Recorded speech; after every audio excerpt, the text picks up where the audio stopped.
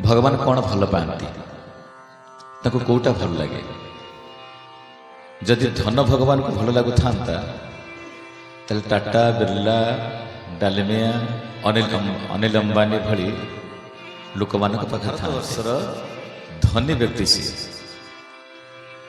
से माने भगवान को हाथ मुठा रखि था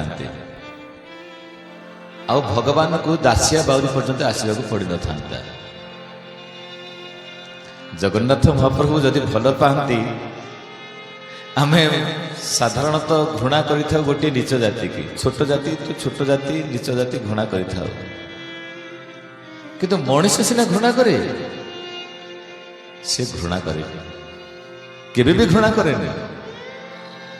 जदि तम अंतर भीतर पवित्रता अच्छी श्रद्धा अच्छी भल पाइबा अच्छी से गुड़े गुड़े तुम पाखे पहुंच से दिन घटना आप जानते दाढ़ता भितर एक कथा ना हूँ दासिया ना घर अच्छी ना जमी अच्छी मूल लगिले खाइब चाषबास कले जमीर मालिक को अधे दब आउ जहाँ चाष हम निजे अधे रखिब से चलो से बंधु बांधव कुणुआ कुणुई पिला खाइबा पीवा सबकि भल पिंधिबा को पाउची ना भल रहिबा को पाउची ना तार दासिया जाति रे बाउरी लोक माने घृणा करती छी छोट जातिटा तू गोटे कणे रास्ता रे चलबू जदि कहीं धनी लोक बड़ लोक ब्राह्मण क्षत्रिय वैश्य इत्यादि रास्ता जाऊ थांती दासिया जाने शुणी रास्तार तलू ओह्लै पड़ो बाउरीटा काले से माने अपवित्र हो जिवे काले से मानक खराब लगे दासिया छाँकु छाँकु तलू ओह्लै पड़े से ही उच्च जातिर मनुष्य चलीगला दासिया पुणी से रास्ता को आसे भगवान को प्रार्थना करे ठाकुर एमती कूड़े जन्म देलु जे समस्त घृणार पात्र होची तते भल लगुच शांत ठीक अच्छी मो काम तो मु करुची दासिया सबुदिन बिलरे मूल लगे काम करे खेत बाड़ी लगी था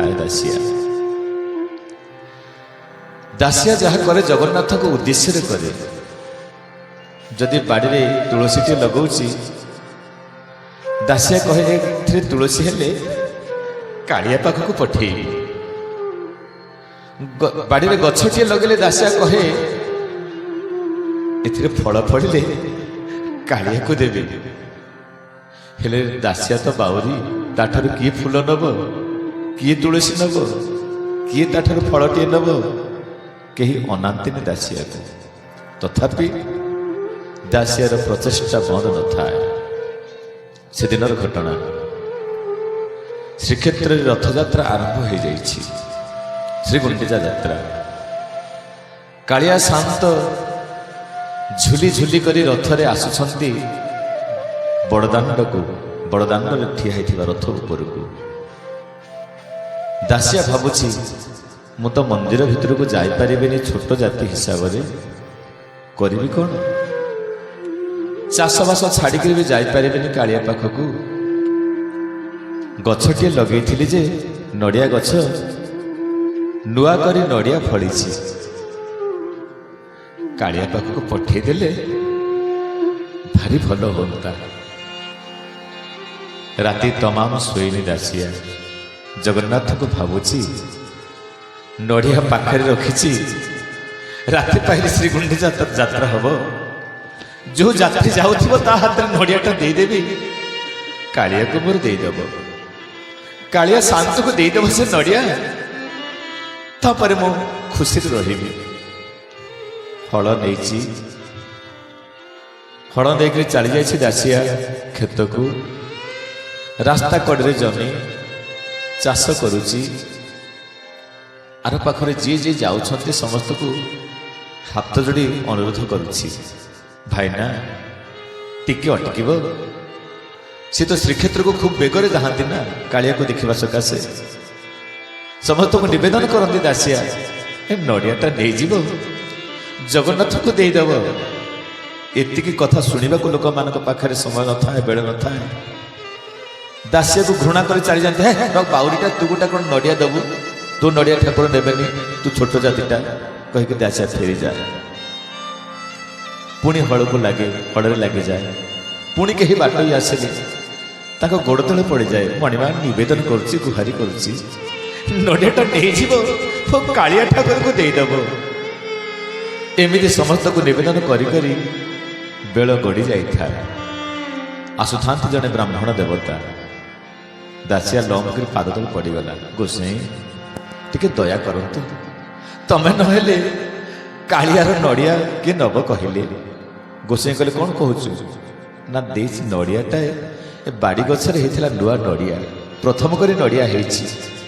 ଗୋସାଇଁକୁ ନେଇଯିବେ, କାଳିଆକୁ ଦେଖେଇବେ, କହିବେ କାଳିଆ ଏତିକି ମନେ ରଖ ତୁ କାଳିଆ। ଦାସିଆ ଦେଇଛି ନଡ଼ିଆ,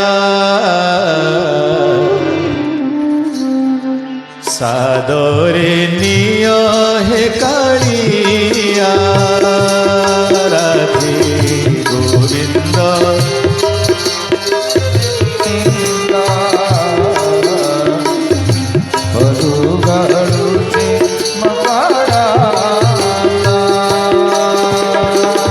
ଦାସିଆ ଦେଇଛି ନଡ଼ିଆ, ଆଦରେ ନିଅ ହେ କାଳିଆ, ରାଧେ ଗୋବିନ୍ଦ ଗୋବିନ୍ଦ ଗୋବିନ୍ଦ,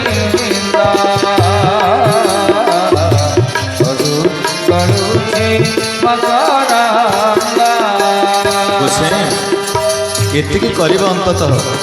କାଳିଆକୁ ନଡ଼ିଆ ଦବ, କହିବ ପାଲି ଗାଁର ଦାସ ଦାସିଆ ଦେଇଛି ନଡ଼ିଆ, ଠାକୁରେ ନଡ଼ିଆଟାକୁ ନିଅ।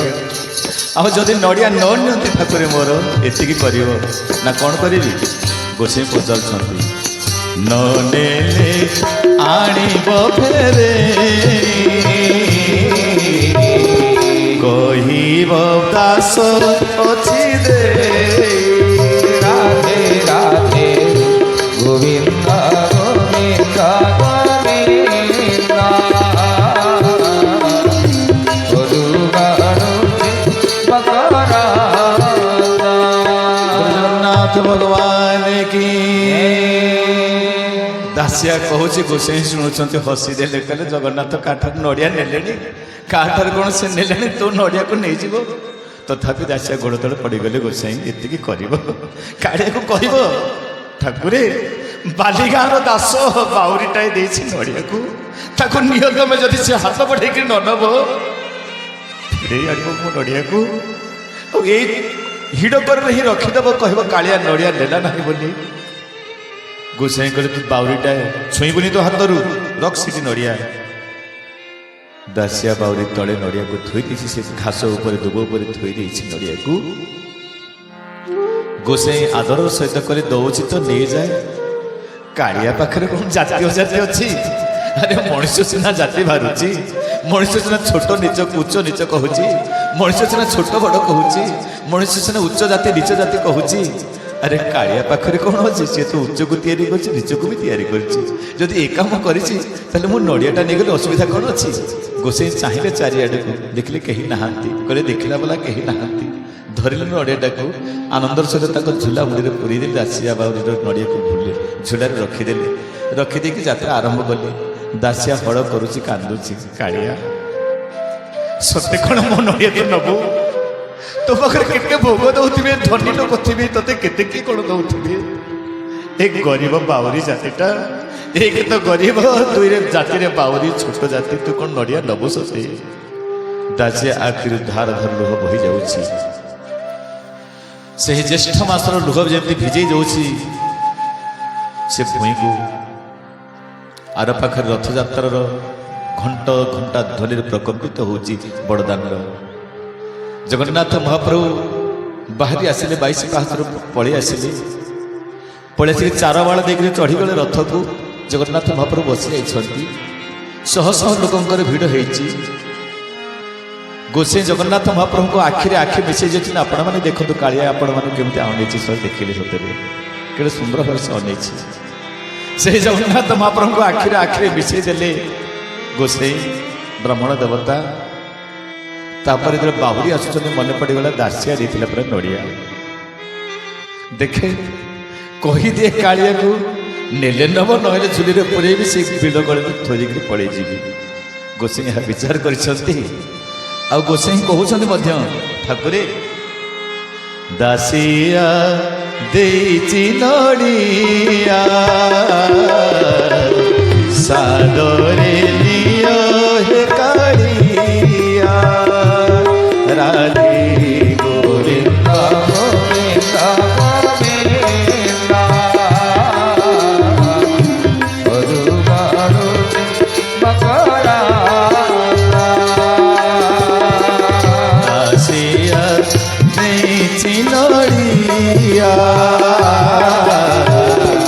आदरे निया है कालिया राधे गोविंद गोविंद गोविंद